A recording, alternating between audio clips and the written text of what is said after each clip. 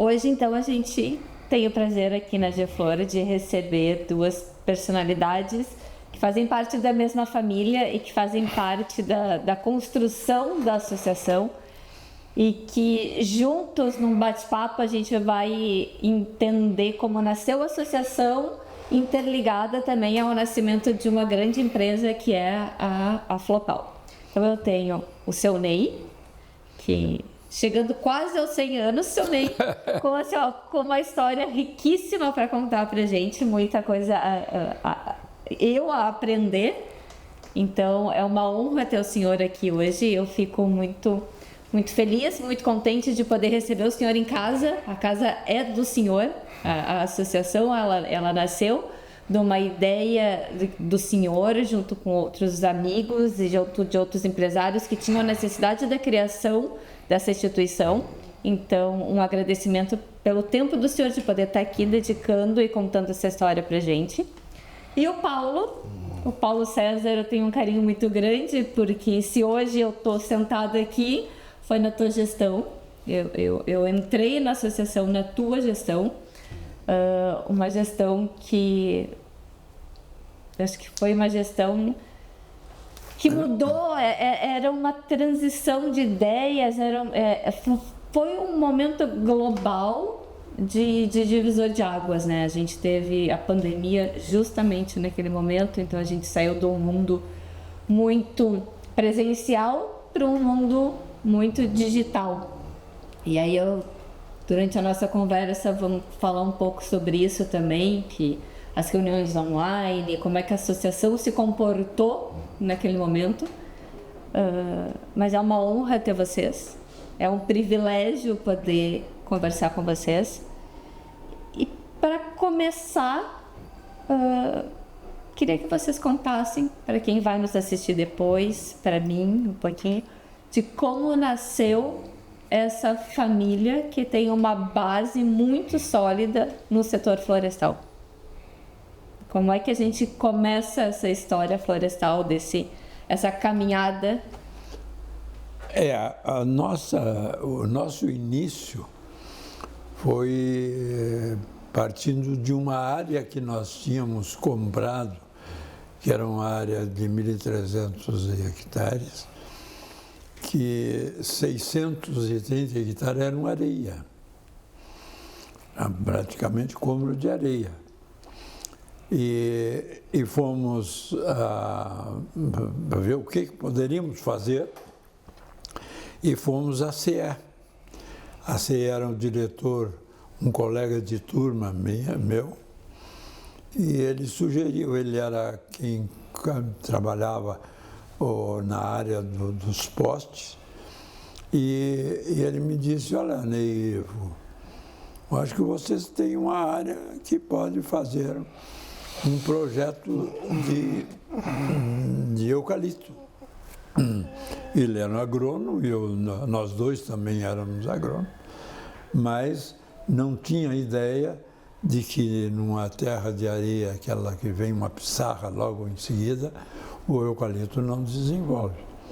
Aí fizemos 50 hectares de pinos, de eucalipto, e o eucalipto não desenvolveu nada, absolutamente nada.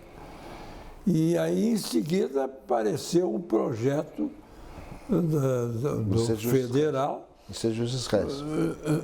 Dos incentivos fiscais. Dos incentivos fiscais. Aí fomos caminhando atrás de como fazer, o que trabalhar, enfim, com esses incentivos.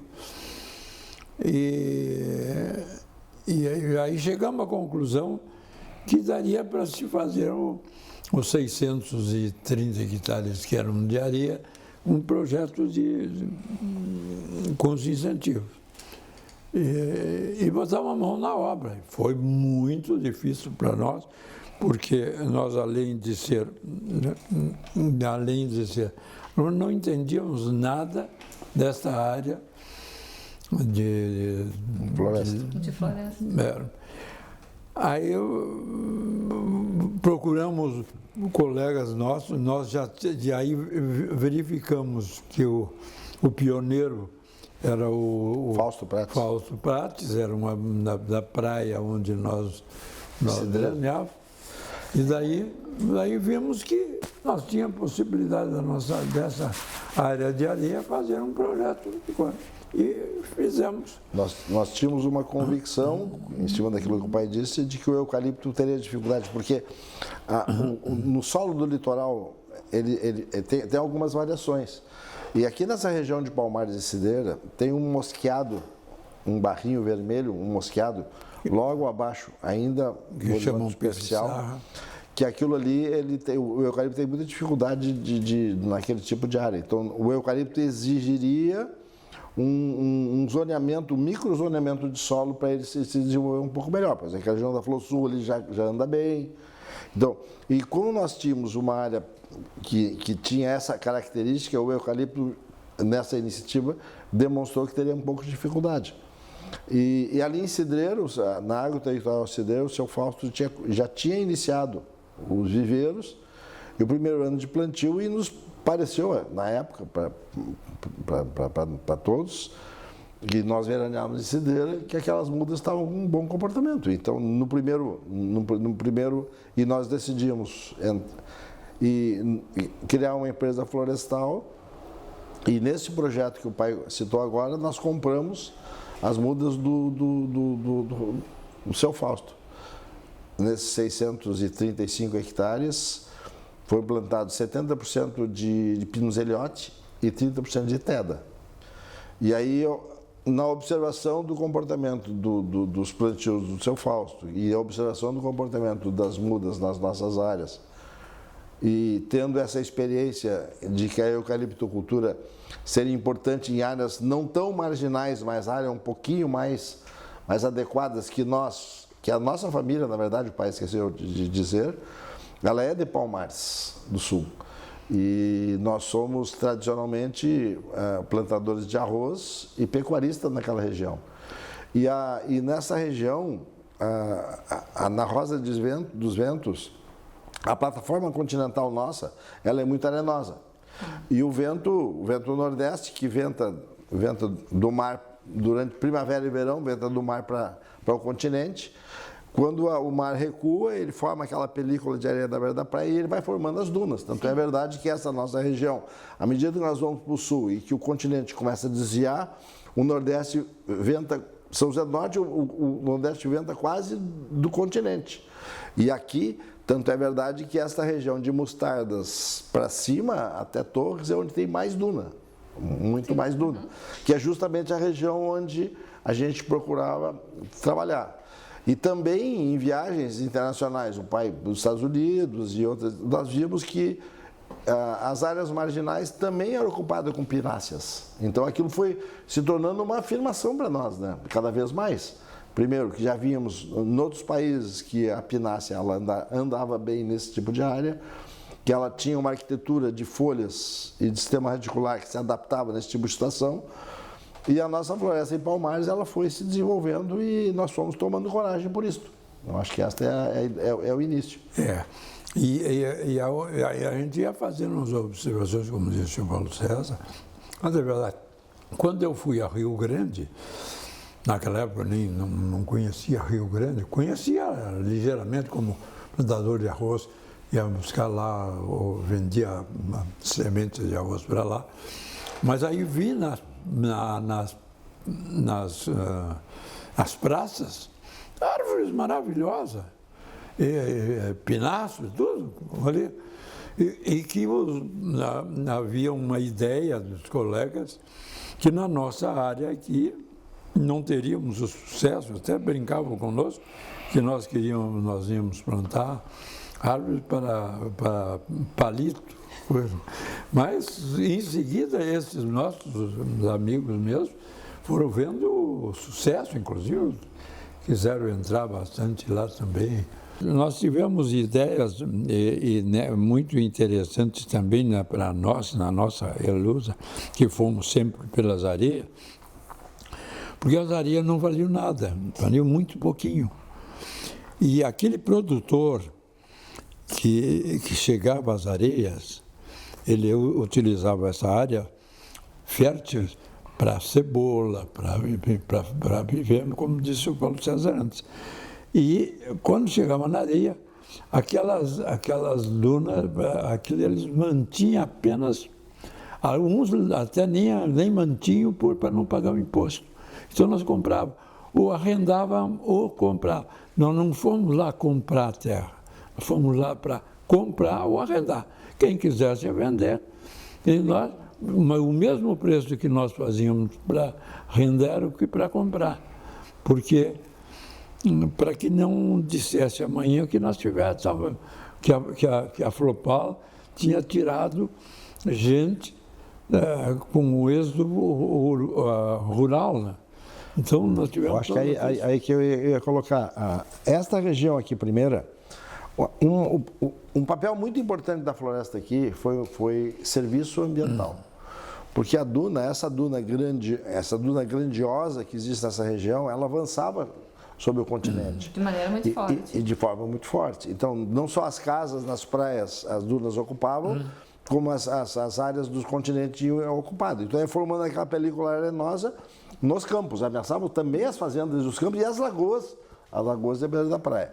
Então, aquele início da floresta era o conceito era utilizar uma área sem potencial econômico muito baixo e que possa, além de fazer um serviço ambiental, como a Secretaria da Agricultura tinha e tem aqui um trabalho que fazia com dunas mortas, com cobertura morta, com aquelas esteirinhas, né?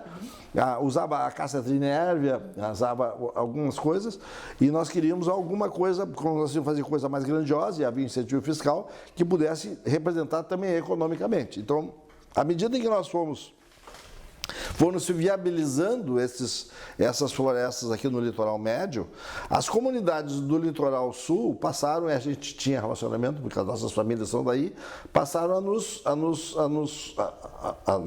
nos encorajar a seguir além desta área, além dessas áreas que eram nas nossas propriedades. E nós fomos plantando. Um dos cuidados que nós tivemos, por razões econômicas também, porque naquela época as terras valiam bastante nas áreas produtivas, mas mostardas, toda a parte de pré-duna e costa de dunas eram áreas praticamente abandonadas, não tinha nem cerca, não tinha nada. Então ali começou toda a parte florestal. São José Tavares, também a mesma situação, só que Tavares tinha uma característica um pouco diferente. A duna chegava na lagoa. Mas ali, por exemplo, Mostardas tinha um cordão de dunas que vinha do mar e ia até a lagoa. Está atravessando o continente. Então, esse serviço ambiental, as florestas fizeram. Quando chegamos no município de São José do Norte, o que a gente observou? Observou que na costa tu não tinha dunas tão altas. Então, nós tentamos plantar pinos na costa e nos surpreendeu que andou bem. Por quê? Porque ali o Nordeste já não venta tão de dentro do mar. Então, se tu olhares, por exemplo, de Tavares para baixo, é onde o Pinos consegue chegar praticamente até a beira do mar, né? E essa afirmação, entendo a possibilidade de acesso ao incentivo fiscal. As comunidades, nós sempre dizemos o seguinte, a iniciativa do empreendedor, ela houve.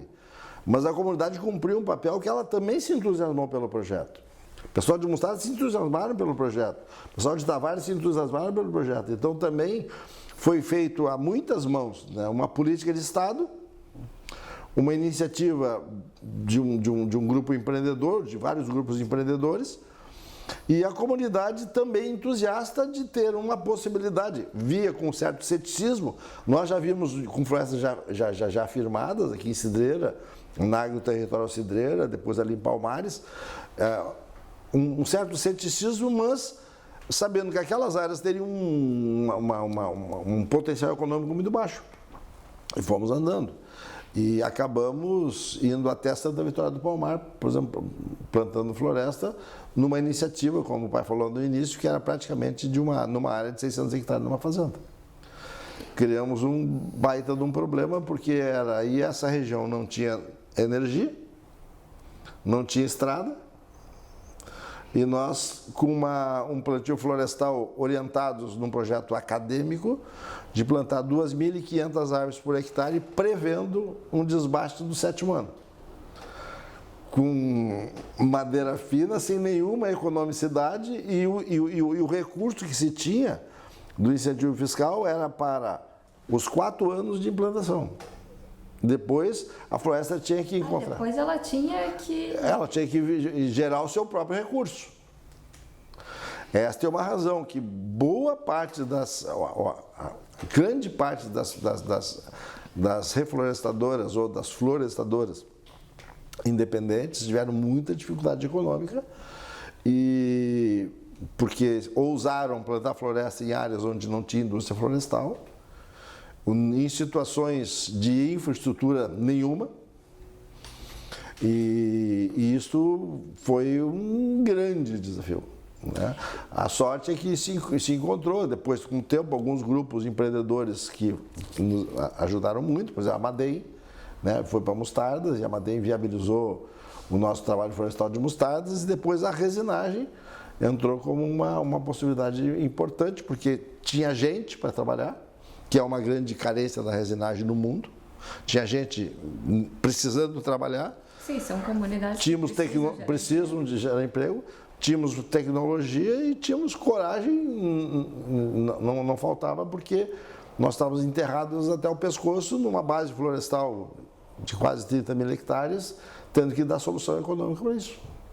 E, seu Ney, qual foi a necessidade básica da criação da associação? Que problemas vocês enfrentavam para se unir e criar a associação? Vocês estavam em busca de uma organização, de um maior acesso ao governo, seja federal, seja estadual? De onde é que nasceu essa união?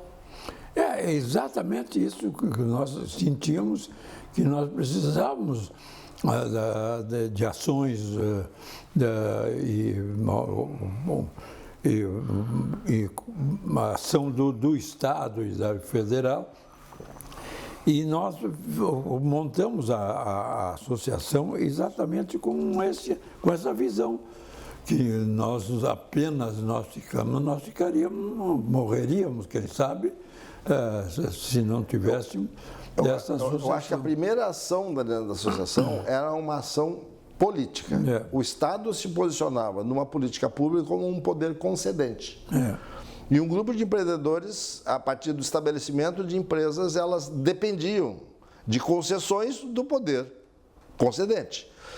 E que sós seriam muito frágeis nisso. Então, por exemplo, a política de incentivo fiscal, ela é temporária, ela não é permanente. Então, para que nós pudéssemos afirmar por mais tempo a política de incentivo fiscal, precisa de ação política. O Estado, quando ele, como poder concedente, ele concedia as cartas consultas, o porte dessa concessão dependia de ação política. Então, na verdade, a principal razão da associação, início, era uma associação de empreendedores para ações políticas no sentido do seu interesse, da sua sobrevivência e das suas possibilidades de futuras. Essa foi a primeira fase, que é essa fase que o pai cita aí. Depois teve um certo momento da associação em que terminou o serviço fiscal, a Geflor parecia que ela não tinha mais tanta importância. E houve um certo distanciamento entre os associados. Então se buscou uma articulação da associação e em cima desse novo momento, onde nós precisávamos conversarmos, porque nós tínhamos problemas comuns, mas lá cada um dentro da sua empresa, nós tínhamos que trazer para dentro da Geflor uma diretoria executiva, porque sempre os presidentes foram políticos e a entidade era pobre, ela não tinha uma ação permanente. E o Zé Lauro de Quadros, ele se destacou dentro dos governos, ainda lá atrás, como alguém que tinha muita linha, tinha muito carisma, era um cara muito divertido, muito inteligente, muito articulado, muito preparado. E que se visualizou que ele seria capaz de, em vindo para Geflor, fazer de novo uma união dos empreendedores e um certo entusiasmo em volta da Geflor. Aí a Geflor fazendo dias de campo, já com articulações de outros interesses já de empreendedores afirmados tentando verticalizar os seus projetos. Uns mais na frente, outros mais atrás, a gente discutindo a questão de serraria e tudo. Então o Zé Lauro está ali, a nossa lembrança ao maravilhoso e amado Zé Lauro de Quadros, ele fez esse segundo momento da Geflor. Foi um trabalho muito importante. E para dizer a importância da própria associação, nós começamos a liderar aquilo que seria mais importante agora, no momento em que as florestas estavam plantadas, como a estrada. A estrada, nós aqui realmente levamos a estrada até São José do Norte. Sim, buscar recursos Nós levamos até São José do Norte. Para vocês terem uma ideia, essa estrada de Capivari a São José do Norte. A São José do Norte começou como quando eu entrei na prefeitura e depois levamos mais como nós, mesmo depois que eu saí, fui convidado para fazer parte de uma associação que era para fazer a estrada e a passagem a seco de São José do Norte para Rio Grande. E aí fiz parte dessa comissão e a associação e a nossa empresa ajudava com dinheiro para nós irmos a Brasília todos os anos, 2, 3 vezes ao ano para agora, e terminamos liquidando, fazendo a estrada. Então isso veio facilitar tudo. Acho que a própria associação nasceu também de recursos próprios. Sim. Ela não tinha. Não. Era uma visão de realmente criar uma associação, colocar recursos e começar essa história. E depois tu vai, claro. Acho que depois que está montado e que já deixou de ser um sonho, começa a passar a ser realidade, tu começa a ter um associado, tu começa a ter gente que busca, que quer participar, que quer fortalecer. Mas no princípio era algo muito sustentado por vocês. Por nós, aquele hotel, grande hotel ali, até o governador que estava nomeado, que era o Guazelli, estava no Rio de Janeiro e me telefonou pedindo que atrasasse a minha posse, porque ele queria estar junto. E teve a posse do Guazelli, teve na minha posse o Guazelli. Foi muito interessante. Aí já a coisa tomou outro sentido. Como foi forte, né? Como o associativismo teve foi uma característica muito forte. E depois o que nos enriqueceu muito foi o amigo que era um deputado, Marco Antônio, que era muito amigo da gente. Ele nos deu toda a possibilidade de melhorar. Então, por isso que foi um período rico de... E, na verdade, vamos dizer assim, como essa atividade florestal dos incentivos fiscais, ele começou como uma política pública forte, por isso que na minha gestão eu bati muito nisso, né? Ter políticas públicas, porque a política pública ela define um alinhamento de ações e com isso todo mundo se entusiasma por aquele caminho, né? Então, sem dúvida nenhuma, hoje o setor florestal no Brasil, em todas as críticas que são feitas, ele tem que homenagear muito essa política pública dos incentivos fiscais ao reflorestamento, porque não só fortaleceu a atividade florestal naqueles ambientes onde já se tinha a tradição da indústria florestal, mas abrindo novas áreas. Áreas que não eram praticamente improváveis, muito provavelmente, se não tivesse o incentivo fiscal, nós não teríamos floresta hoje no litoral, nós não teríamos na Serra do Sudeste, nós teríamos a floresta concentrada, provavelmente muito menor do que é hoje, na Serra do Nordeste, aqui no estado do Rio Grande do Sul, e é só o que ia ter, né? Mas não com o porte que nós temos hoje de atividade florestal. Então foi uma política muito bem pensada, né? Como é uma política em que havia que o governo regulava, vamos dizer assim, o porte dos empreendimentos, ele se posicionava como um poder concedente. E frente a esse poder concedente, dificilmente uma empresa sozinho teria. Então, a associação ela tinha grande importância para fazer essa interface, para fazer para se comunicar, né, com os governos, o governo estadual e o governo federal. E era uma política pública do governo federal. Então, assim, isso é uma das coisas que até o Estado participou pouco nisso e muitas vezes o Estado do Rio Grande do Sul, às vezes, não reconhece tanto a importância do setor florestal, porque, na verdade, sempre houve esse link muito forte do setor florestal com a União e não com o Estado, né? E é bom que se diga que esse projeto nasceu com a entrada do Castelo Branco, que eu gosto de ver porque a Revolução teve um problema seríssimo depois, mas os 3 primeiros anos que foram administrados por Castelo Branco foi uma coisa fantástica. Nós vivíamos uma inflação de 120%, ele matou tudo isso e deu um desenvolvimento tal no Estado que quando ele largou, 3 anos depois, pela modéstia dele, não quis ficar mais de 3 anos, o país desenvolvia 14%. Né? Foi longe disso que hoje é tido na China. Mas interessante que quem nomeou o Azelli ainda foi o próprio Castelo Branco. E aí, como eles aceitaram muito, tanto do governo do Estado como a Secretaria de Agricultura, um dia eu cheguei para eles e disse: vem cá, tia, nós precisávamos que vocês fizessem daquelas terras de vocês, porque eles eram de Vacaria. Vacaria, Bom Jesus, fizesse um princípio para nós reflorestar tudo aquilo. Disseram: tu vai querer outra revolução. Porque a verdade é que ele não produzia nada aquela terra. Hoje, produz uma beleza de feijão, tudo quanto é coisa, né? Que naquela época era só o gado. Não, e uma das coisas que eu acho que é importante contextualizar, né, que essa política ela foi muito importante dentro da década de 70.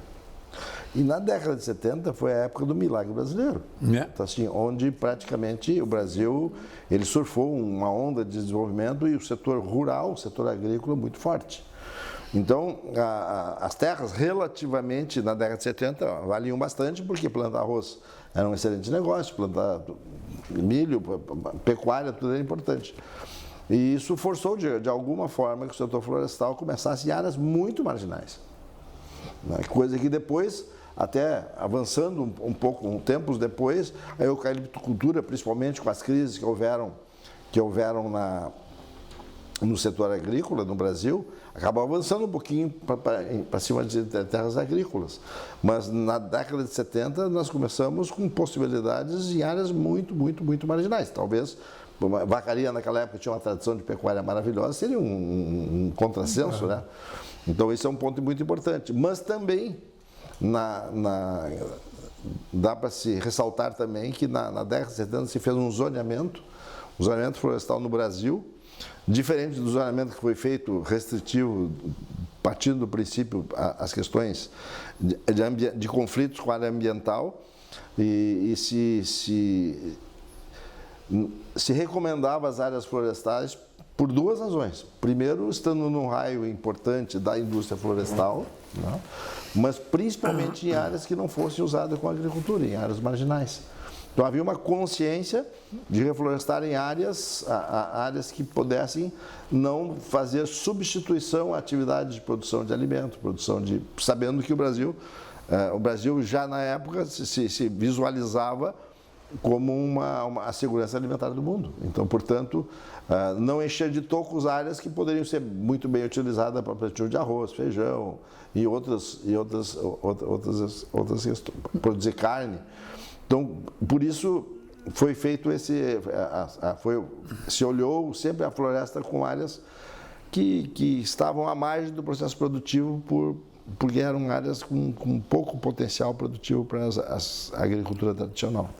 E quando eu entrei como presidente, nessa época mudou a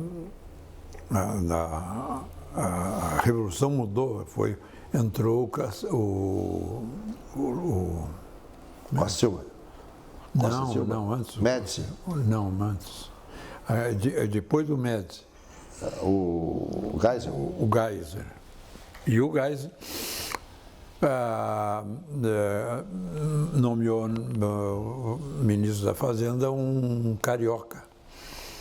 E aí teve uma luta terrível, ele queria terminar com os incentivos fiscais. Aí pedimos reuniões com o ministro, tivemos reuniões, e a nossa empresa, a nossa associação, teve um problema, um momento muito importante com essas reuniões com o ministro da Fazenda, por causa desses incentivos. Ao ponto de que aí eu chamei todos os técnicos que tinham das nossas empresas e ficamos umas 2 semanas para fazer um livro para comparar o que produziria o Rio Grande do Sul em floresta e trigo e soja naquela época. E a floresta produziríamos 2 vezes mais. Esse livro nós existe ainda? Esse livro? Esse livro não, esse livro foi um erro nosso. Foi um livro maravilhoso, fizemos um trabalho maravilhoso. Porque era um estudo de setor, era um estudo maravilhoso. Aí, essa comparação toda que levamos, como eu não era parente, mas era muito chegado, porque os irmãos dele eram meus tios, o vice-presidente da República, Adalberto Pereira dos Santos, que era na época do Geisel, eles achavam que eu que devia levá-lo para chegar lá a ver a importância de que foi o reflorestamento. Aí eu cheguei lá, de audiência, fui entregar esse livro lá. Quando nós, pensando que ele ia levar para ministro, levar para o Geisel, porque uma semana antes nós levamos para Brasília, convidamos, era o cunhado do Geisel, que morava aqui. Em Lajeado. Em Lajeado. Lajeado, que veio almoçar conosco e embarcou conosco para Brasília, cunhado do Geisel, para ver se nós tínhamos. Aí fui levar o livro e o Adalberto mandou para o Ibama, liquidou com o livro. Não sei nem onde é que foi. Não sabe. Mas nesse dia lá foi muito interessante. O Adalberto me disse assim: Ney, vocês que têm empresas florestais, eu vejo que Brasília não tem árvore nenhuma. Eu queria, pelo mínimo, arborizar Brasília. Não, eu vou me interessar e vou falar com nossos companheiros de Minas, que lá era muito forte, eles tinham 70 e tantas empresas, e que eu tenho certeza que naquela região ali vão conseguir muda exatamente nativa para essa região. Hoje Brasília é coberto de floresta. E nasceu dessa época. Isso é contribuição do projeto de florestamento. Então, naquela época, a AGFlor também já tinha uma ligação com outros estados. Já sim. se trocava informação entre estados. Quando o pai falou lá atrás, ele pode relatar, quando foi criado uma associação a nível nacional, a ARBRA, E o primeiro presidente da Arma foi o... Não sei se foi o primeiro presidente, o primeiro foi o Aparício Noronha. Não, o presidente sempre era de São Paulo ou de Minas. E aí, naquela época, vocês votaram Aí São Paulo não queria que Minas fosse presidente nessa ocasião, me chamaram lá. Eu digo, nós temos 50 empresas. Aqui em São Paulo tem 100 e tantas empresas. Minas tem quase igual a vocês. Vocês têm que se acertar e conseguir colocar um empresário como... Porque era sempre São Paulo, porque em São Paulo ficou muito rico nisso, porque as estradas de ferro foi trazido florestas de fora para fazerem os dormentes. E era um colega nosso, um agrônomo, fantástico. Então a gente ficava muito satisfeito que aquele presidente continuasse, porque ele tinha uma visão maravilhosa. E aí Minas quis ser presidente, com a presidência. Estávamos numa briga enorme. Aí me chamaram lá, eu era presidente aqui, para apaziguar. Trabalhei um, trabalhei o outro, e ninguém cedeu, estavam os dois. Aí um deles disse assim, não, mas então, quem sabe, nós elegemos um gaúcho. Aí elegemos, aí foi o Aparício Noronha. O Aparício Noronha. Que era sobrinho do seu José Noronha. Era José Noronha. Agora ele era um rapaz muito... Ele era genro parece que do Gueredão, então andava sempre de avião, mas fizemos. Então já havia uma entidade nacional na época, né, que tinha as associações estaduais e a entidade nacional. E o incentivo fiscal, principalmente Minas e Bahia, foi muito forte. São Paulo, Minas e Bahia foi muito forte. Havia uma luta ferrenha deles lá em cima de cartas consultas e áreas florestais, e plantavam áreas grandíssimas lá. E de lá veio uma grande crítica ao setor florestal, dos incentivos fiscais, porque como tudo que é política pública, como existe hoje, né, nas dificuldades que se tem no Brasil, houve muita distorção, né? E lá naquelas áreas grandes houveram muitas distorções de floresta para carvão, de florestas que na verdade não foram plantadas exatamente como foi preconizado e tal.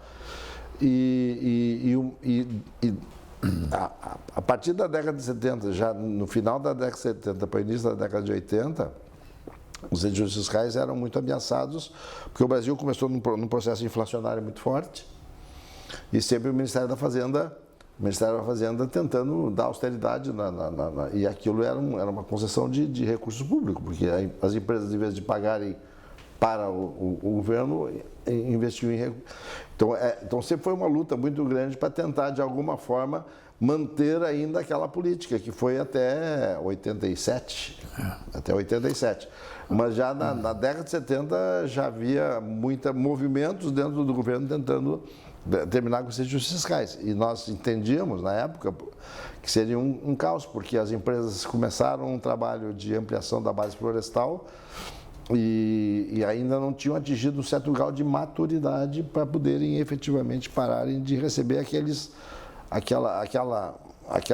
se beneficiar daquela política. Então foi bem complicado, bastante complicado. Então nesse tempo, sem dúvida nenhuma, esse era o tema da Geflor. A Geflor foi muito importante por isso. E o consumo de madeira nessa época, ele já tinha todo esse número de empresas consumidoras, quer dizer?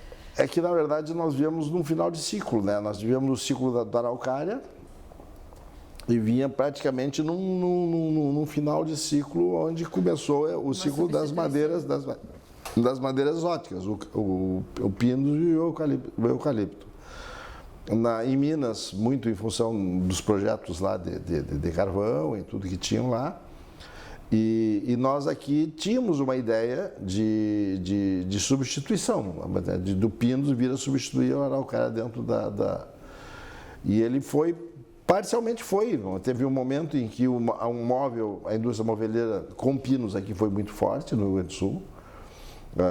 Mas, na verdade, na construção civil, tirando algumas utilidades, a construção civil de madeira ela teve uma diminuição, ela não chegou a parte de tecnologia, porque o Pinos exigia um pouco mais de engenharia, de tecnologia da madeira, e nós ainda ficamos com aquele sonho das florestas, das madeiras duras, né? Dos hardwoods, ao invés dos softwoods da vida.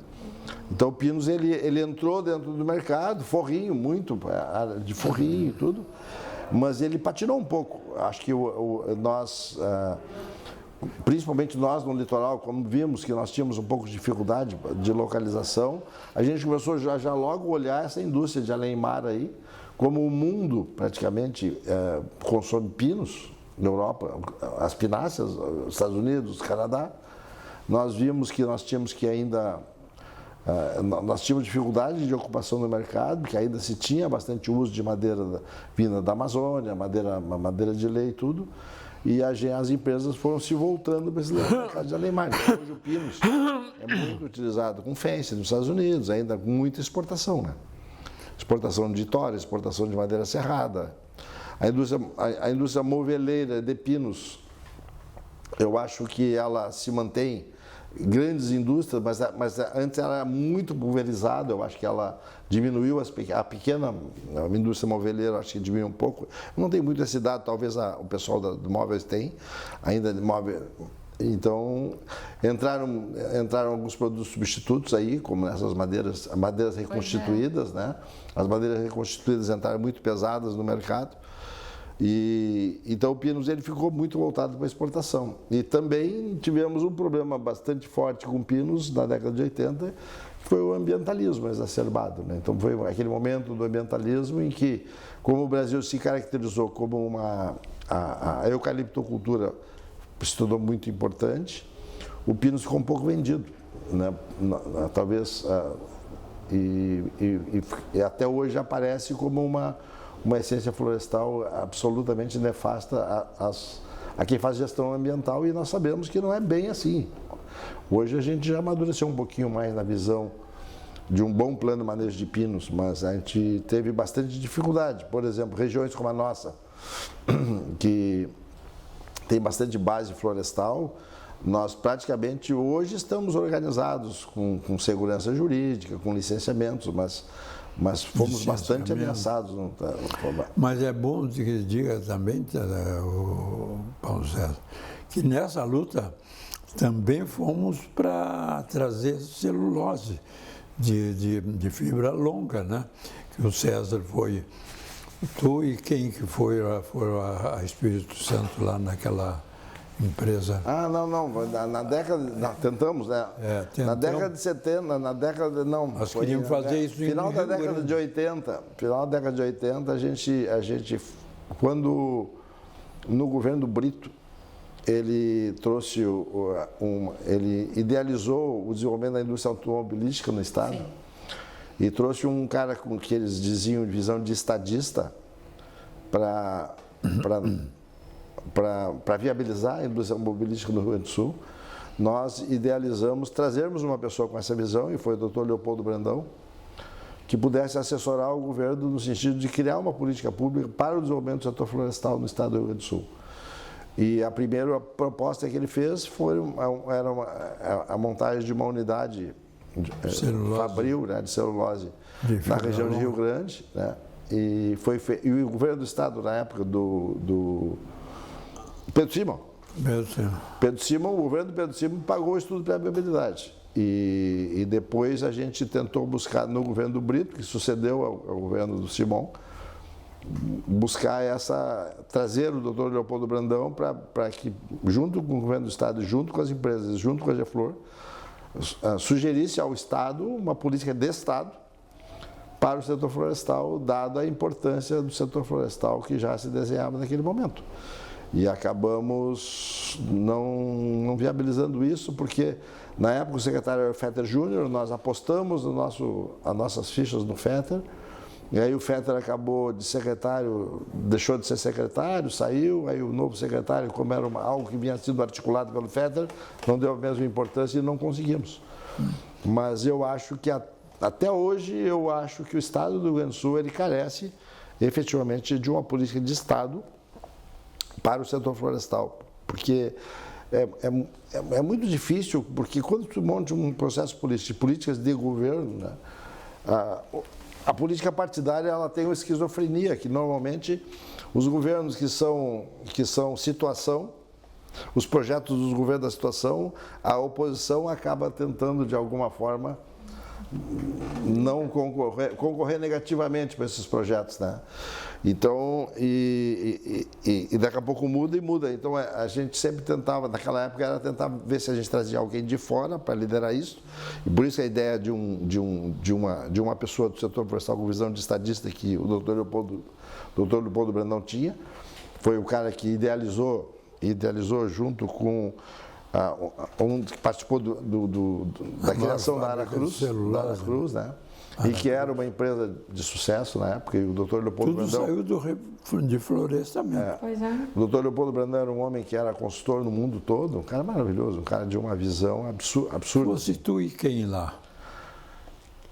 Foi lá na Aracruz que trouxemos ele.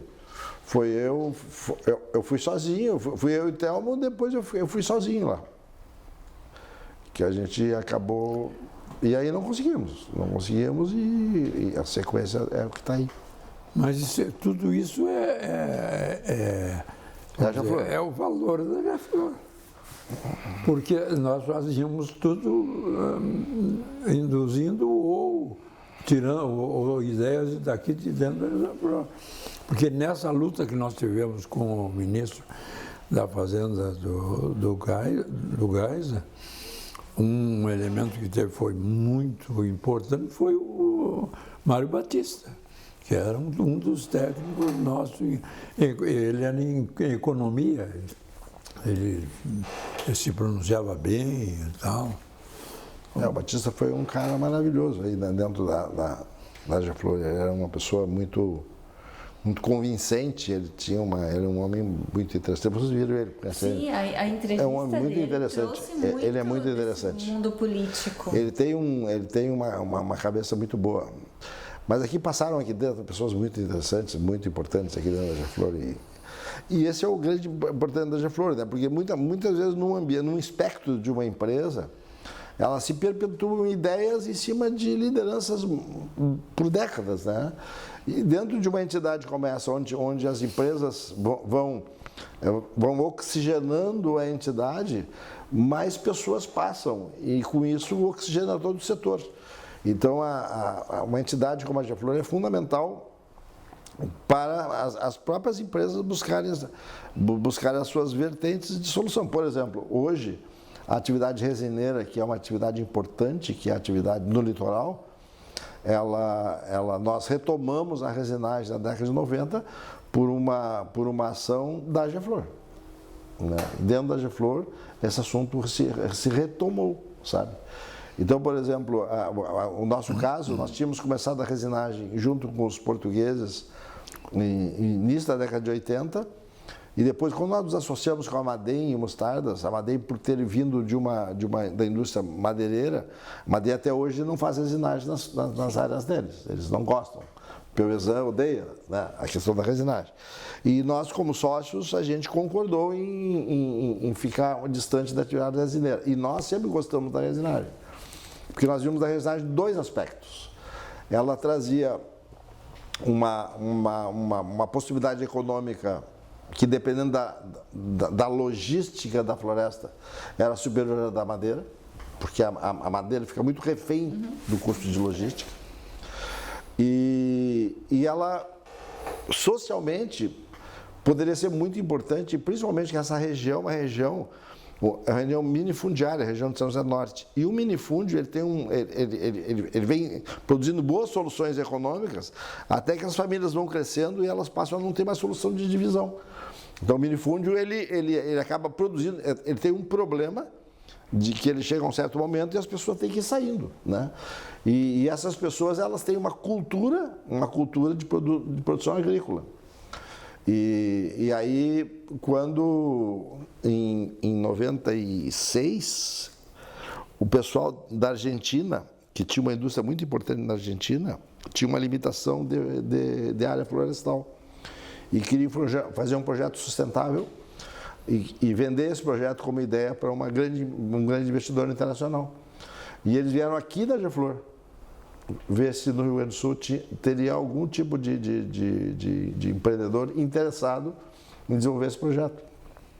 E aqui dentro nós nos encontramos com o Manuel Canedo, com o Luiz Pouillet, e acabamos sentando, negociando e retomamos a resinagem a partir de 97.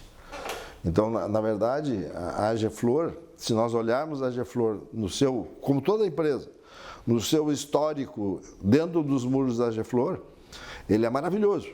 Mas se nós olharmos o além, foi a AGEFLOR que potencializou a maior parte das coisas importantes que o setor florestal fez para o Estado.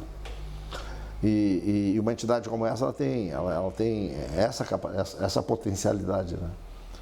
Então, assim, a visão lá daquelas pessoas que iniciaram lá no passado a AGEFLOR, como o pai relata aí, foi importante, porque tinha que haver uma certa organização de acesso aos incentivos fiscais, de acesso às cartas consultas, e que essa busca por esse posicionamento não criasse uma energia nefasta de relacionamento entre os empreendedores. Então, a associação, aqui dentro, as reuniões eram muito fortes, porque os interesses eles se exacerbavam em cima de uma competição, mas, ao mesmo tempo, o pragmatismo, a inteligência do pragmatismo chamava a atenção de que tinha que ter espírito associativo. Então, por mais que nós dois disputávamos a mesma coisa, por mais que nós dois competíamos, ao mesmo tempo tinha que ter um certo limite comportamental para que isso não fosse autofágico. A carta consulta era assim, o IBDF na época que regulava, ele emitia uma possibilidade para cada empresa em termos de captação de incentivos, são cartas consultas. Então, assim, uma empresa que tinha uma carta consulta maior podia captar mais incentivos fiscais. Então, na verdade, havia uma concorrência, tanto no sentido de chegar nas empresas que podiam investir, né, como em cartas consultas. Então, na verdade, as empresas elas tinham uma competição. E essa competição era nefasta. Então, na visão deles na época, deveria buscar uma organização entre elas para que essa competição não viesse, vamos dizer assim, a concorrer negativamente para as empresas, e sim as empresas se agruparem e se organizarem para esse tipo de ação. Buscar o incentivo. E se respeitarem, né, pai? Então aí nós criamos essa ideia e fazia parte da Flopal nessa época o Telmo, meu irmão, que era um dos sócios, o Ivo ficava lá fora, mas nós dois ficávamos aqui. E começamos a articular a possibilidade de montar uma associação, porque com a associação nós teríamos uma reunião, a ideia era fazer uma reunião por semana, e realmente se fazia. E aí criou-se um respeito na maneira de abordarmos nas empresas. Lógico, cada um trabalhando o máximo possível, mas isso só foi criado porque eu e o Telmo fazíamos muita força para que fosse isso, porque tinha umas lideranças maiores e montamos. E aí a dificuldade era onde fazer a reunião. Primeira reunião. Aí fomos conseguir a reunião na Farsul, que era aqui na Avenida Borges Medeiros. Era um prédio muito interessante, porque eram só velhos, caciques da Flopal, da época, era uma entidade muito... A Farsul. E aí nos deram licença, e montamos lá essa sociedade. Tinha um dos nossos companheiros de empresa, que era o seu José Noronha, que era um líder, que o pai dele foi o grande líder na região de Passo Fundo, aquela região toda. E ele trazia de lá um trabalho muito bom, porque ele tinha muita vivência aquele órgão de Pinos, como é que era? O Instituto de Pinho? O Instituto de Pinho, que ele trazia de lá essa riqueza de dados e coisas, porque nós estávamos entrando numa região muito inóspita para nós, porque não sabia nada. Na verdade, tinham três perfis de empreendedores que de alguma forma estavam interessados por essa, porque na verdade o incentivo social foi uma política pública, né? Eram as empresas verticalizadas na época, né? As empresas que já tinham indústria florestal, então Tanac, essas empresas que já existiam, Borregar, naquela época, e outras empresas. Tinham aqueles empreendedores que já eram do setor florestal, ainda da época do desmatamento, quer dizer, da floresta nativa, do araucária, então tinham famílias tradicionais já no sentido de processamento de araucária e os reflorescedores independentes, que eram pessoas que lideravam regiões que não eram tradicionalmente florestais, mas que tinham potencial florestal por terem áreas que com atividade convencional de agricultura poderiam ser utilizadas como área florestal, que é o nosso caso, né? Que é o caso nosso. Aí criou-se até uma coisa muito interessante, uma luta, que nós entramos numa região de areia que ninguém tinha plantado, plantava um pouco que plantava era eucalipto em terras boas, mas a região de areia mesmo foi uma experiência que nós, antes da Flopal, eu e os irmãos fizemos de plantio de eucalipto que não produziu nada, uns eucaliptozinhos, e que aí nós vimos na possibilidade de, com Pinos, fazer um desenvolvimento bom naquela região, pelo aquilo que se estudou da árvore. E foi feito na época também um trabalho com a FAO de estudo de procedências. E nesse trabalho foi feito na cidreira. O seu Fausto Prates, como florescedor independente, foi pioneiro no litoral em termos de plantio de pinos, na verdade. E lá foi feita uma análise de procedência de espécies e o Pinus teda e o Pinus ellioti se sobressaíram.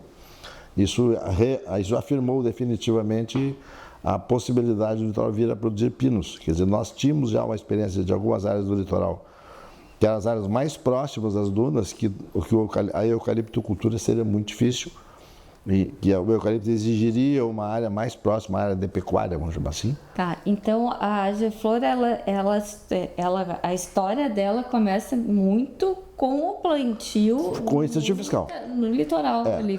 Antes, as entidades que existiam antes, por exemplo, a AgeFlor, ela surgiu a partir da política de incentivo fiscal. Tá. Antes existia o Instituto do Pinho, existiam outras organizações que, com a diminuição do potencial florestal do Estado, vinham já num processo final de ciclo, assim. E a AgeFlor, ela começou exatamente isso, para tentar, de alguma forma, organizar a ação desses empreendedores novos que surgiam super interessados em plantios de floresta. Foi um grande impulso aqui no Rio Grande do Sul, a partir dos incentivos fiscais para o reflorestamento. Porque o incentivo ele foi mais utilizado na região do litoral. Não, todo o Não, estado. muito na Serra, muito. Toda a região de São Chico usou bastante incentivo fiscal, região do Serra do Sudeste, Piratini, Encruzilhada, toda essa região também usou bastante. Depressão Central, alguma coisa também importante.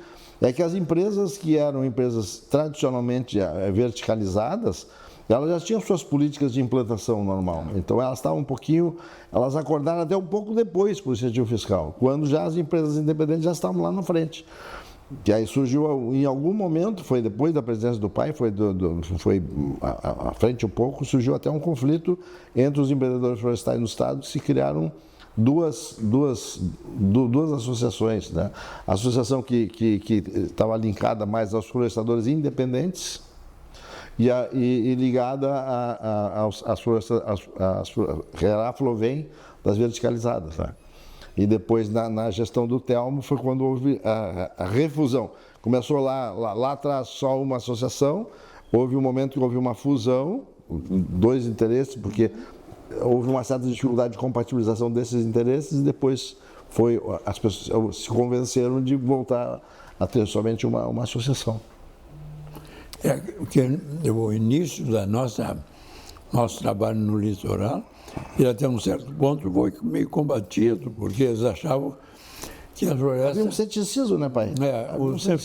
A floresta só desenvolveriam nessa região mais da serra e no litoral até tinha que brincavam. É um ceticismo natural, né, por falta de tradição, né, de produção florestal. A gente tinha uma certa confiança porque em outros países com áreas muito parecidas, nós já acontecia, então, né? Então não tinha por que no Brasil não acontecer. Eu acho que é isso, né? Mas eu acho que o seu Noronha é importante citar lá atrás, que foi talvez então, uma das lideranças mais importantes lá no início foi o seu Noronha.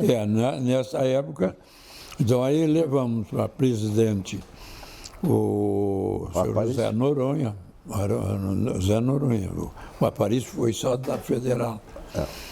E porque era um líder que tinha todo o conhecimento, mas depois ele, não sei se por problema de empresa ou qualquer coisa, ele não deu muita atividade, né? Não deu tanta importância. E aí os empresários não estavam querendo assumir. Procuramos uma porção de empresários, não quiseram assumir. Aí eu tive que assumir. Em 74, que estava entrando no governo de Guazelli, o Getúlio Marco Antônio era da agricultura, eu via que com o próprio Estado nós teríamos chance. E é interessante que no final, aí muitas empresas já tinham saído, não estavam querendo muito continuar na associação, mas quando nós deixamos o governo da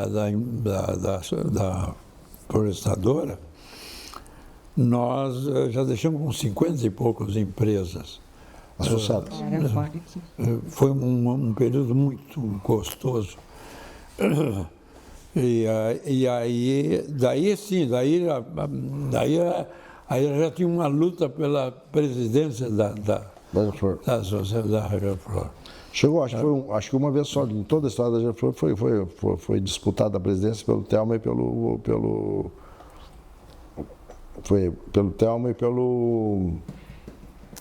Adúcio, o Adúcio Iranhão. E depois o Telmo acabou sendo presidente. Foi a única vez que foi disputada. Tinha duas chapas. Não, a primeira disputa foi com o pessoal da Geflor, essa empresa grande ali. A da Borregar. A Borregar, um técnico que veio do Paraná, e o Batista. Houve também. Foi a primeira. Depois de mim veio aí foi com uma luta. Cresceu a Geflor, todo mundo queria. Porque aí todo mundo queria, porque as empresas chegaram à conclusão que tínhamos que ter. A entidade é importante. Não lembrava dessa antes do Telmo. E ganhou o tal técnico esse. O senhor fez toda a criação. O Paulo César entrou justamente nos 50 anos da associação, então num momento muito importante. Mas durante toda essa caminhada, a gente tem também a presença muito forte do seu Telmo, né? A associação, ela carrega muito forte o nome da família de vocês, e eu vejo isso nas entrevistas. Eu acho que a questão do Telmo aqui foi importante, foi efetivamente bastante importante, porque aquilo que nós falamos lá atrás, a razão da montagem da associação foi para, de alguma forma, organizar aquele pragmatismo da busca dos interesses individuais em cima de uma visão pragmática do interesse comum. Passou em alguns momentos, algumas coisas foram se exacerbando dentro do setor florestal. E chegou num certo momento que houve uma cisão. Se criou um grupo de uma associação, que era a Aflovem, que era a associação que tinha as empresas verticalizadas, e essas empresas eram muito importantes para o setor florestal, porque já estavam num estágio de verticalização muito grande, e as empresas independentes. Então, aí passou-se a trabalhar em duas associações.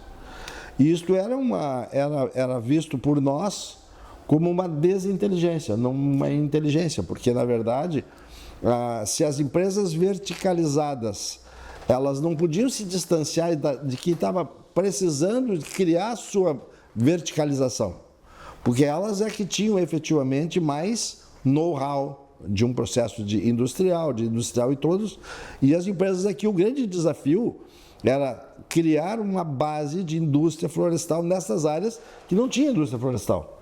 Então, isto foi uma coisa bastante complicada para nossa sorte. A Aflovem, ela criou foi muito em cima de, ela era pobre na sua gestão de dia a dia, e o Telmo ascendeu a AgeFlor, era uma pessoa que tinha uma autoridade importante, era um cara que tinha uma altivez muito grande, e teve a visão de trazer um cara como o Zé Lauro, com aquele carisma e com aquela força. Ele deu uma encorpada nas possibilidades associativas da associação, que teoricamente era mais frágil, porque economicamente era a mais frágil. Mas ela, como conceito de associação política, ela se tornou mais forte, porque ela congregava mais pessoas, ela se articulava mais com o Estado. E na Aflovem ficou poucas empresas, as empresas grandes ficaram lá. Então, como politicamente, essa associação que não tinha, talvez, a potencialidade econômica da verticalizada, mas politicamente ela era importante. E aí, através do trabalho do Telmo, né, de ser uma pessoa que as pessoas confiavam, era um cara que tinha uma formação mais técnica do que política, então ele era, na verdade, ele tinha esse viés. Com o carisma do Zé Lauro na ação do dia a dia, logo ali adiante a Aflovem entendeu que, olha, junto com essa turma barulhenta aí, com essa turma interessante, essa turma entusiasmada, vamos junto. E acabou juntando de novo na AgeFlor que é hoje. Então foi uma ação muito importante. O Telmo ele foi vice-presidente ainda lá atrás, com o Geraldo Spels. Depois ele foi presidente em 2 gestões, eu acho, né? Em 2 gestões lá na frente. O Geraldo Spels foi depois que me sucedeu. Pois é, mas e o Telmo foi vice. Então tu fosse presidente, te sucedeu o Geraldo com o Telmo de vice, lá atrás. Depois foi aquela fase que o Telmo se distanciou um pouquinho do setor florestal, depois ele voltou. Então esse foi um tema muito importante. E o Zé Lauro, ele, na verdade, durante a ação política dele e de gestão, ele transitou em órgãos do governo ligado à Secretaria da Agricultura, Ministério da Agricultura, setor florestal. Então ele tinha um relacionamento muito pesado nos governos, nas áreas de nosso interesse. Então foi uma figura importantíssima dentro da nossa história, como um diretor executivo aqui dentro. Um agregador.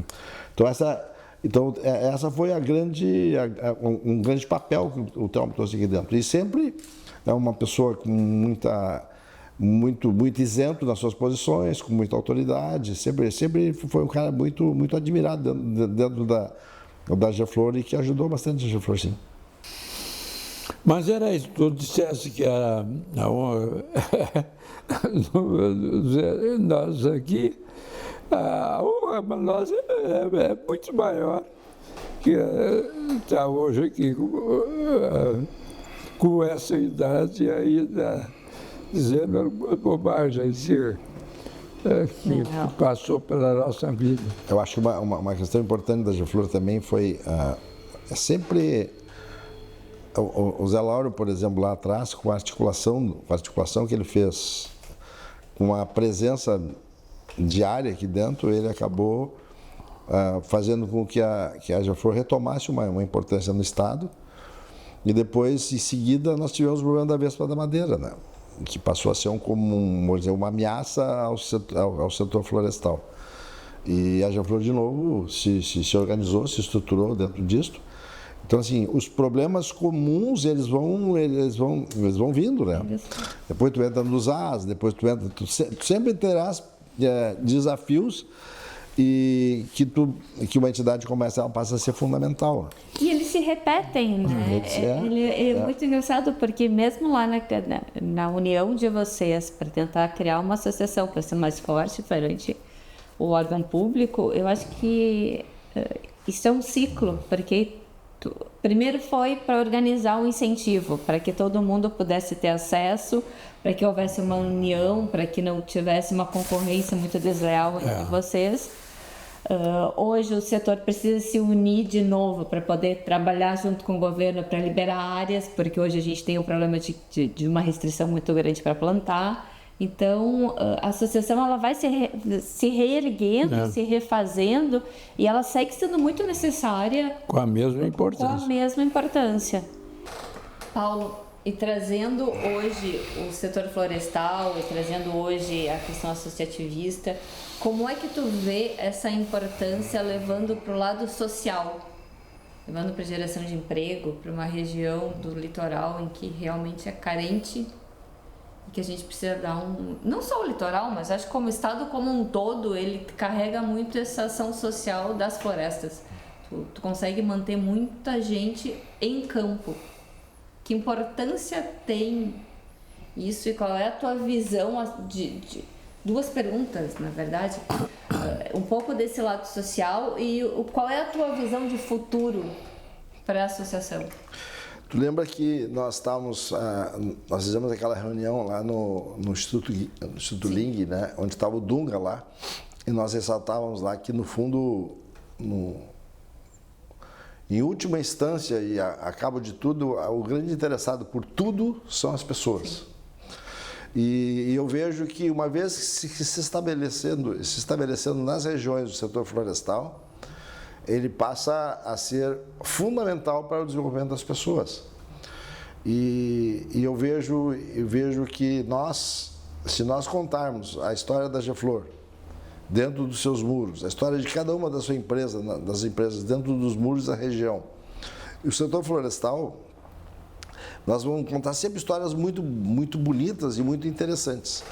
Mas, à medida em que historicamente os setores econômicos vão se desenvolvendo nas regiões, a sociedade, elas passam esses empreendimentos, passa a ser de maior interesse da sociedade do que do próprio empreendedor. A gente sente na carne isso. Nos momentos mais difíceis da vida do empreendedor, a gente busca uma energia nas pessoas. Quando tu acha que tu não vai mais virar, que as coisas estão muito difíceis, o maior desafio da gente é tu olhar nos olhos daquelas pessoas com esperança de prosperidade, com esperança de vida, e que se tu chegar e dizer, olha, a empresa vai parar aqui, vai ser um colapso para a sociedade, vai ser um colapso para as pessoas. Então eu acho que o trabalho responsável, a geração de emprego e renda, a geração, ela vai abrindo possibilidade das pessoas, essas crianças que nascem, desenvolver os seus talentos, se tornarem cidadãos de bem. E as empresas associadas da GEFLOR, elas sempre foram empresas, e a GEFLOR sempre pautou isso, em que elas, se pudesse comparar a cidadania do indivíduo ou a cidadania da empresa, é a soma da régua da cidadania de todas as pessoas que participam das empresas. Então, se vocês forem hoje dentro das empresas associadas nossas, elas aprenderam também aqui dentro a exercer a sua cidadania. As relações, a qualidade das relações dentro do ambiente de trabalho, a buscar a sua prosperidade, olhando a forma de distribuir justamente essa riqueza que ela cria. Então, assim, eu acho que a GEFLOR, ela sempre vai ser de alto interesse social, assim como as empresas. Lembra que lá nós até conceituamos, lá junto com o Dunga, que talvez qualquer nós como cidadão, numa inquietude de ajudar as pessoas, né, já que ajudar é a primeira a nossa inquietude como indivíduos, ela só terá sustentabilidade dentro de um empreendimento responsável, de um empreendedorismo responsável, dentro de um empreendedorismo competente. Se não fosse competente, ele não se viabiliza economicamente. Se não for responsável, ele não se viabiliza legalmente. Então, com isso, a sociedade como um todo é que mais ganha com tudo isso. E eu penso que sempre os setores, assim como o nosso setor florestal, eles têm que se enxergar de uma forma associativa. Eu acho que um empreendedor sozinho, isolado, em lugar nenhum, ele consegue dar soluções para momentos muito difíceis. A pandemia, por exemplo. Como é que nós continuamos trabalhando na pandemia? Através de ações importantes que foram combinadas dentro do associativismo. Como é que nós vamos conseguir que governos façam políticas ligadas ao setor? Através de ações, a GEFLOR é estadual, mas nós temos a nossa associação a nível nacional, trabalhando nas legislações, vendo todas essas questões. Então, na verdade, hoje, eu vejo muito importante a GEFLOR, mesmo que no Rio Grande do Sul pareça que nós estamos empobrecendo um pouquinho no número de empresas, mas está acontecendo um fato transitório no Rio Grande do Sul. Se vocês perguntassem para mim, há alguns anos atrás, talvez 10 anos atrás, Paulo César, quantos hectares tem no litoral? Eu te responderia na hora. Paulo César, quem são as empresas? Eu te responderia na hora. Quem são os proprietários? Eu te responderia na hora. Hoje eu não sei mais. O setor florestal do litoral médio não é mais aquela, é da sociedade. E me parece que o setor florestal do Estado é assim. Então, assim, hoje é uma realidade do Estado. E a GEFLOR, na busca de estar mostrando este valor, né, essas valências do setor florestal, essas potencialidades do setor florestal, contando a história para que as pessoas vejam que essa história pode ser projetada para histórias muito mais lindas do futuro, eu acho que esse é um grande papel da GEFLOR. Eu disse até aqui uma vez, aquele dia que nós fizemos a reunião do livro, que nós temos aqui, hoje, talvez, a GEFLOR produziu o anuário estatístico. E o anuário estatístico é talvez uma das peças mais visitadas para quem quer entender um pouco mais do setor florestal. Nós produzimos aquele livro, que é aquele livro que tentou demonstrar o quanto, junto ao setor florestal, nós podemos ter coisas muito bonitas. Eu acho que nós temos mais 2 produtos, pelo menos imediatamente, que nós devemos trabalhar. É exatamente contar um pouco da importância social do setor florestal, tentar traduzir um pouco mais as externalidades a esse setor. O que esse setor produz além das suas fronteiras? De felicidade, né? de integração humana, de segurança, de tudo que ele pode fazer. E o outro é o papel ambiental, é o quanto esse setor ele é importante para quem pensa gestão ambiental. Então eu acho que nós temos, a GEFLOR tem aí uma caminhada muito grande para sempre ser a entidade capaz de congregar todas essas coisas e fazer essa interface entre empreendedores, associados, sociedade e governo. E eu acho que a Geflor sempre fez muito bem isto e tenho convicção que vai saber fazer no futuro. Um dos nossos grandes desafios é que está aqui um jovem da Geflor com 70 anos. Está aqui uma jovenzinha aí, nós estamos atraindo poucos jovens para dentro da Geflor. Eu acho que nós deveríamos começar a, de alguma forma, interessar aqui pessoas que hoje estão atuando no setor florestal com 30 anos, com 20 e poucos anos, para que nós tenhamos essa energia, que as pessoas consigam entrar nessa energia para poder dar sustentabilidade à Geflor do futuro. Mas tu sabe, Paulo, que a ideia das entrevistas, eu acho que ela nasceu disso. Eu acho que a gente precisa mostrar exemplos, né? E eu acho que a gente constrói com exemplos.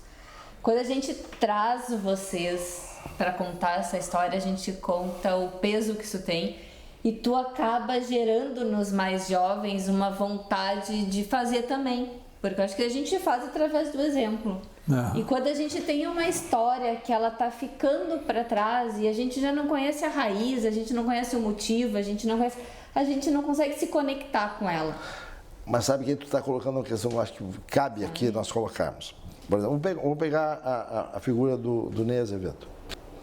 Uma das coisas que me caracterizou no meu relacionamento com o Ney Azevedo, meu pai, foi essa inquietude de fazer mais, essa inquietude de sabedoria. Eu aprendi contigo, pai, que se tu tá triste, trabalha. Se tu tá feliz, trabalha. Se tu acha que a tua vida está sem solução, trabalha. Eu aprendi contigo de que a tua atividade humana e empresarial tenta linkar com o interesse da sociedade, que tu está no bom caminho. E o pai, na vida dele, ele fez algumas coisas que são interessantes.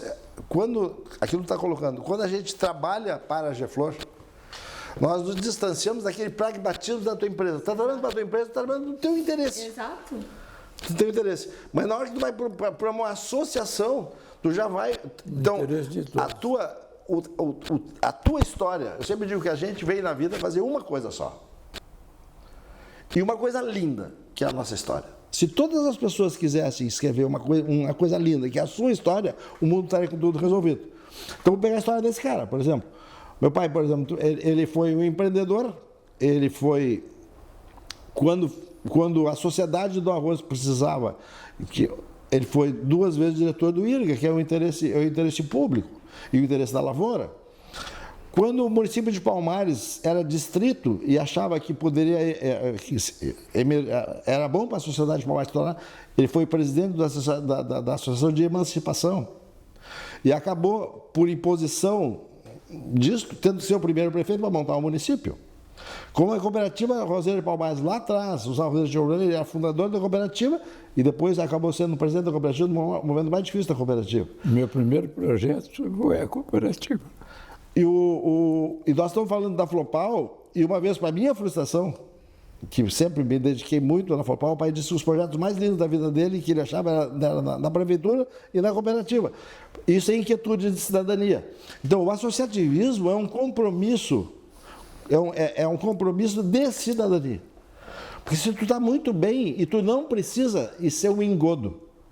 O mundo é feito de ciclos. Sim. É mesmo que a pessoa achar que ela é autossuficiente, não precisa de ninguém. Não é. Então, assim, se a minha empresa está muito bem, eu tenho que vir na Geflor para trazer para cá as soluções que eu estou encontrando. Que às vezes podem ser problema para outros. Então, o associativismo, ele é uma obrigação de cidadania. E ela é e as empresas nada mais são. Não existe empresa boa. Não. E não existe empresa. Porque a empresa não é boa, porque a empresa ela não tem cheiro, não tem cor. As pessoas da empresa são boas. Então o que é uma empresa? É a soma da sua cidadania. E eu acho que isso é muito importante. Então eu acho que aquilo que eu estava colocando é muito bem. A Geflor é uma obrigação nossa. É uma obrigação dos empreendedores. E aqui dentro, a gente é mais cidadão. Ao invés de fazer uma assistência, é a mesma coisa que eu aprendi uma vez, tem uma época, a área religiosa e tal, participava muito de momentos religiosos, eu sempre achei, não adianta tu papar hóstia no domingo e marcar data para ser santo. Tem que ser, tu tem que ser santo na segunda, por razões da segunda, na terça, por razões da terça, quarta, quinta, sexta, sábado e domingo. Não adianta ter santo de domingo. E não adianta ter empresário de segunda, terça, não. Nós temos que ser. Isso é ser cidadão. E essa é a razão que a gente se associa para constituir empresas, que a gente empreende, e a razão de ser da AGEFLOR. Então, na verdade, é uma grande energia. A AGEFLOR nada mais é do que uma grande energia associada de todas as empresas, cada um no seu papel, na sua região fazendo. Eu acho que isso, para mim, é a AGEFLOR. A AGEFLOR é algo que é uma obrigação dos empreendedores do setor florestal. Então vamos fazer o nosso joguinho de perguntas e respostas que encerra a nossa entrevista de hoje. Primeira pergunta para vocês. Uma espécie florestal. Pinos. Pinos. Um uso da madeira. Um uso? Uso. Ah, assim era. O uso da madeira? Um destino dela. Total. Eu vou ressaltar a resina, porque eu acho que é uma forma de integrar mais a sociedade. Uma entidade. Que nós admiramos. A Madem. E um causo. Alguma coisa nessa jornada que vocês carregam que tenha sido engraçada, divertida, inusitada. Eu acho que o caso na empresa, do mundo empresarial, estou falando.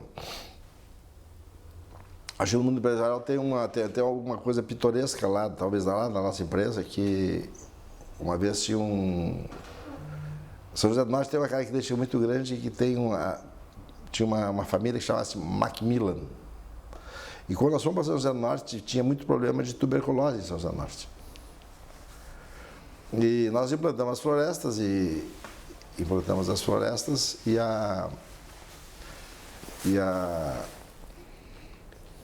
passada a fase de implantação, as florestas tem um certo tempo que praticamente tu não volta lá.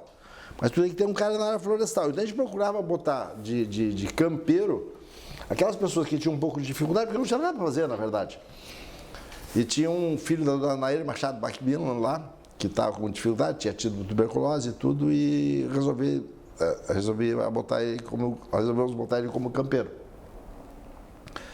E ele veio e, primeiro, andava pouco a cavalo, e segundo, não tinha cavalo. Aí nós dissemos para eles, não, vamos fazer o seguinte, tu compra um cavalo que a empresa te financia o cavalo, e tu fica de campeiro para fazer. Aí ele foi e comprou o cavalo. Passado algum tempo, ele veio chorando dizer que o cavalo dele tinha caído um raio e tinha morrido o cavalo dele. Aí nós decidimos que ele tinha que sair da porta, voltar de novo e transformamos aquele cavalo como algo que fosse da nossa empresa e acabamos ajudando a ter continuidade. Isso para mim é uma história pitoresca, por quê? Porque eu acho que uma das coisas importantes na vida empresarial é tu ter consciência de que o quanto tu pode fazer pelas pessoas. E eu sempre enxerguei as empresas e o mundo como uma pirâmide invertida.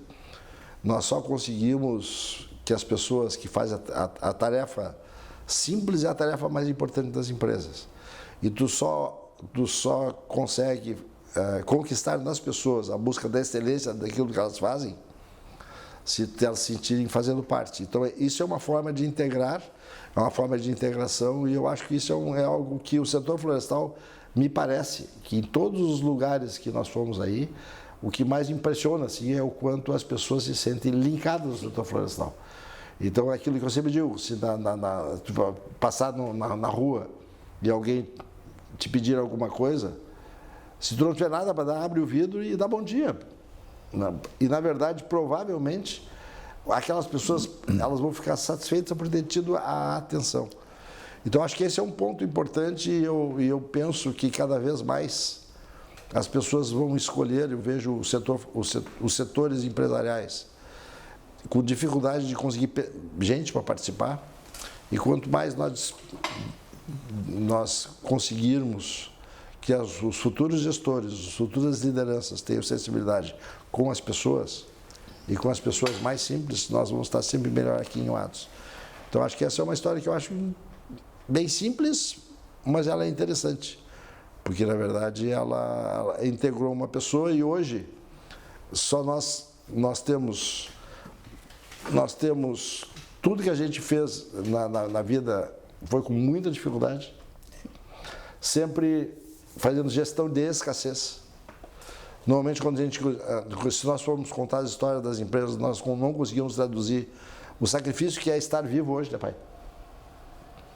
É nós estarmos vivos e trabalhando, sermos uma empresa que hoje a gente tem a satisfação de dizer que trabalha com mais de 1.000 pessoas integradas na nossa empresa, sempre com muito sacrifício, é muito difícil no nosso dia a dia, e a gente acredita que a gente consegue dar sempre solução para as coisas por uma soma de atitudes simples como essa que ela tem.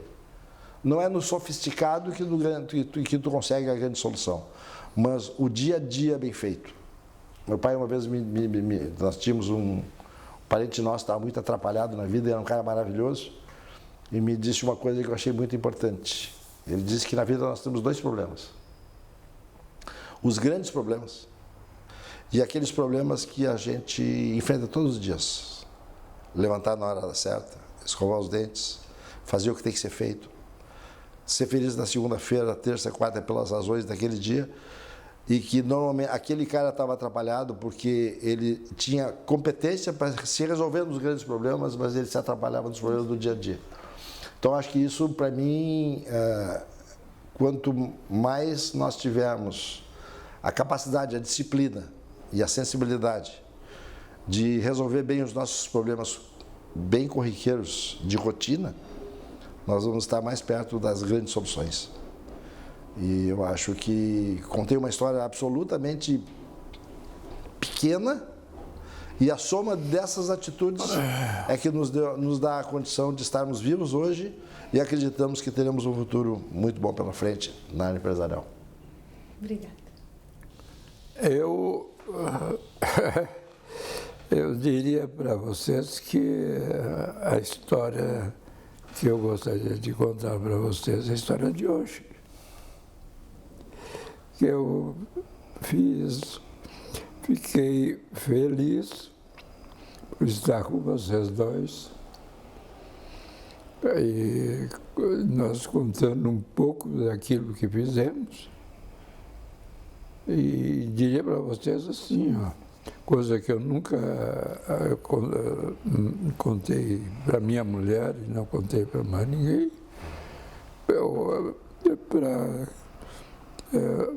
é sobre o Paulo César. Que o Paulo César nós mandamos para os Estados Unidos 17 anos, né? 16 anos. 16 anos. Na época que a gente não ia nem no Rio de Janeiro, praticamente. E o pessoal em Palmares me chamaram de louco. Ele fez lá o curso dele. Chegou e eu disse para ele, agora, meu filho, eu preciso de alguém que fique lá para dar confiabilidade àquelas pessoas por quem nós vamos comprar terra ou arrendar e para os nossos funcionários. E eu fiquei muito feliz. Um dia que ele me contou uma coisa muito interessante. Chegavam nossos caminhões de muda e daqui a pouco um daqueles empregados que estava ali recebendo para tirar os contos falou em inglês para ele e ele respondeu em inglês, porque essa região tem uma coisa muito imprópria. Tem gente que fala inglês, tem francês, tudo. Porque aqui, esses navios que aportavam aqui, o pessoal ficava ali. Quando dá um nome ou outro de inglês e de... Macmillan, por exemplo. Macmillan. Eu acabei de falar, Nair Machado, Macmillan. Então, eu digo, o curso do Paulo César valeu. porque se divertir. Não, e o Porto também. E a outra coisinha que eu diria para vocês, que foi muito importante, foi na estrada, que nós, aquilo tudo lá dependia de uma estrada. E essa estrada só podia fazer se cortasse ela no meio, para, em vez de estadual, dali para diante fosse federal, porque o amigo que eu tinha na época para fazer essa parte de estrada era o ministro do Transporte. Então ele só poderia botar recurso ali se fosse federal. E ele me convidou, nós fomos o prefeito, o governador, e cortamos a estrada. Hoje a metade da estrada é federal. Mas como coisinhas assim que passaram. E eu queria agradecer os dois, então, pela oportunidade. Obrigada, Sunei. Obrigada pelo tempo aqui. Obrigada, Paulo. Parabéns pelo filho. Tá aí, ó. Deu certo. Deu muito certo. E ele ainda tem, ó, muita coisa para contribuir aqui. Tem muita coisa para aprender junto com ele. Sem dúvida. Parabéns. E obrigada. Obrigada. Obrigado então por vocês.